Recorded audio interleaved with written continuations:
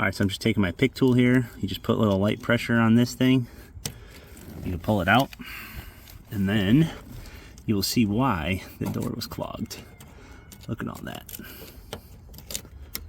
So you probably want to get, you know, a water bottle or a hose over here and just spray this whole area out and clean it out and get all this nasty crud crap out of here until you see the truck's paint again, like so.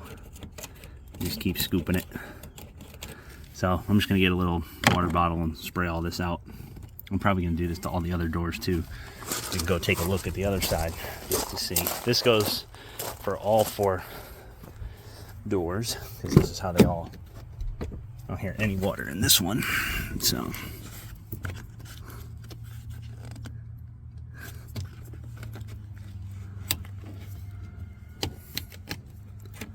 this one's got a ton of crap in it too. Alright, so clean this one out too. So we're doing a little maintenance today on the Expedition. I'm going to change the oil. I just got this truck. I did hear water sloshing in the door when I went to get the baby out yesterday, and here's the cause. So if you have one of these trucks and you hear water in the door, this is where it's coming from. This is just the weather seal strip. It's got a plug in it. That's where it connects to the door. You don't need to remove this. This has to stay here.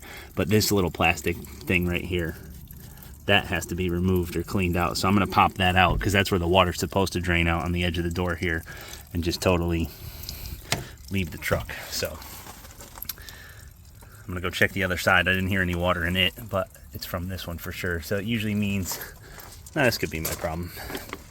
This weather stripping is not attached right, or at all in this case. Or there's a leak somewhere else from the window seals or the trim. You know, you want to make sure it all sits in there nice and even. So this is fix number 1.